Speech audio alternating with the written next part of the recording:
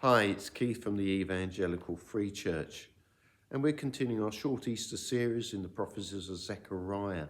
And today we come to Zechariah chapter 12 and verse 10. And that I will pour out on the house of David and the inhabitants of Jerusalem a spirit of grace and supplication. They will look on me, the one they have pierced, and they will mourn for him, as one mourns for an only child, and grieves bitterly for him, as one grieves a firstborn son. Sometimes you get a big shift in a story, a change of tone. And I'm a big fan of the book, but I'm a big fan of the movies as well. And I remember in the first Lord of the Rings film, The Fellowship of the Ring, there's this beautiful pastoral landscape, and the music is appropriately calm and lovely. And then suddenly an ominous note is sounded as one of the bad guys, the Black Riders, comes into view, and the whole tone of that landscape changes just like that. Now, really, at this point in Zechariah, just before this verse, that's what's happening here.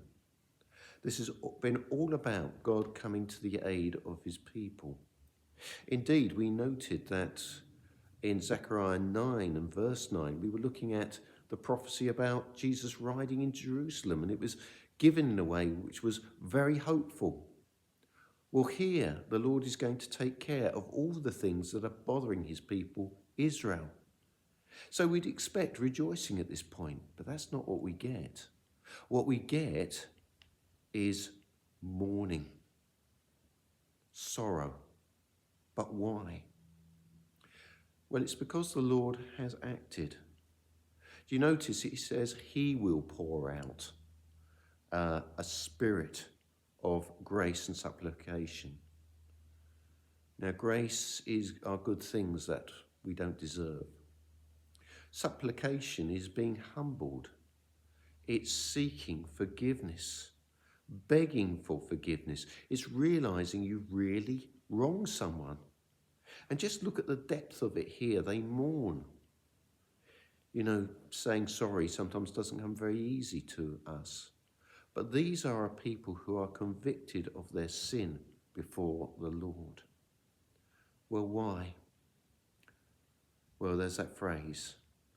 They will look on me, the one they have pierced, and they will mourn for him as one mourns an only child. Two things to note there. Me. They've offended God. The phrase for piercing is a grave offence. It's to do something unspeakable to someone. And there's the picture. They will grieve for him.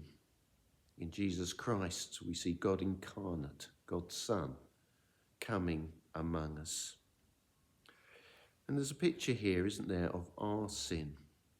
The sin that sent Jesus to the cross. It's no coincidence that John refers to this in his gospel in John 19. It talks about how they were going to break the prisoners' legs, those who were on the crosses, because the day of preparation was near, and the Jews didn't want dead bodies on the cross or people hanging on the cross any longer. There was something in the law that was invoked a curse if a body was hung on a tree overnight. But when they came to Jesus, they saw he had already died, and there's this Roman soldier who pierces his side. And this is how John sums it up in verses 35 and 36. The man who saw it has given testimony, and his testimony is true. He knows he tells the truth, and he testifies so that you may also believe. These things happened so that scripture would be fulfilled. Not one of his bones will be broken. And another scripture says, they will look on me, the one they have pierced. You see, it's our sin that has put Jesus there.